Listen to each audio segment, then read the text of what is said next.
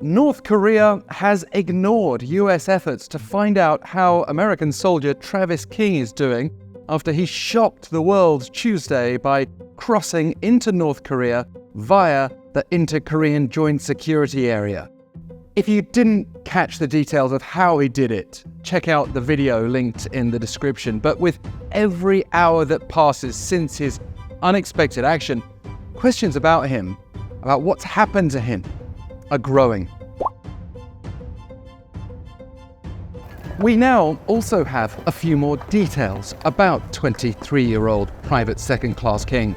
There's a photo of him circling in the media wearing military uniform with a US flag behind him, and further footage taken from his tour group shows the man himself looking across the border wearing a dark shirt and cap. Here's what some of the eyewitnesses had to say. It all happened pretty quickly.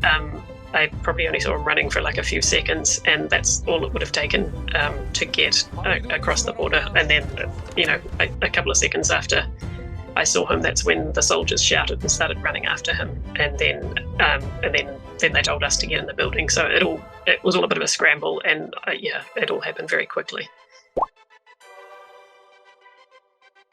Legal sources have also been cited by Yonhap News Agency, revealing how he was fined close to $4,000 in February for causing nearly $500 worth of damage to a police car that had been responding to an assault report in Seoul last October. As well as allegedly using insulting language against local authorities, he reportedly kicked the police patrol vehicle's door. And back in September 2022, there was another accusation that he assaulted a Korean national in a Seoul nightclub, but the victim did not want to press charges. Fast forward to this week, and he managed to avoid being returned to the US, instead ending up in North Korea. And the most pressing question is, how will North Korea deal with him? For now, the US has been met with silence in its efforts to discover King's whereabouts and status. This is what American State Department spokesperson Matthew Miller had to say in a Washington briefing Wednesday. In terms of contacts with foreign governments, yesterday the Pentagon reached out to counterparts in the Korean People's Army. My understanding is that those communications have not yet been answered. Frankly, at this stage, we don't even know if he's still alive. There was a case in 2020 when a South Korean official found drifting at sea by North Korea was shot to death and his body burned, according to Seoul's defense ministry. Another infamous previous incident took place in 2008 when a South Korean tourist who'd been allowed to visit the North was killed after wandering into a restricted zone.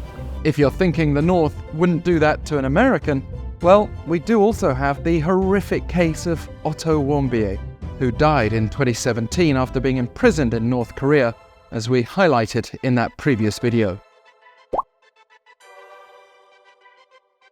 But there are past situations that offer more hope that things will be resolved amicably for all sides concerned, particularly if the US can make headway through dialogue.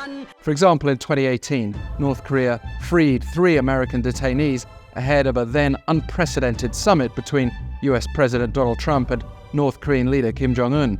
And one very curious incident in 2014 saw a man in his 20s, Matthew Miller, not to be confused with the State Department spokesperson of the same name, actually tried to get arrested when he arrived in North Korea as a tourist.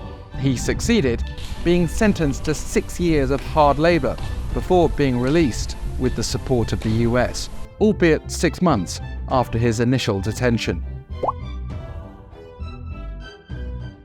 The problem is that right now the prospects for dialogue between Pyongyang and Washington are not bright.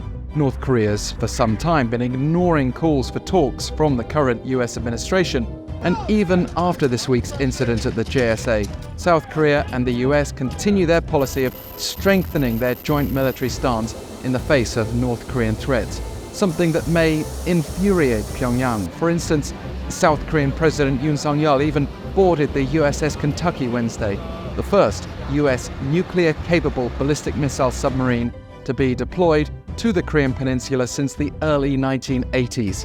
Yoon warned, we will make North Korea not even dream of carrying out a nuclear provocation. The North may see Travis King as a chance to send its own message, whatever that may be. Please like and subscribe so we can keep you updated.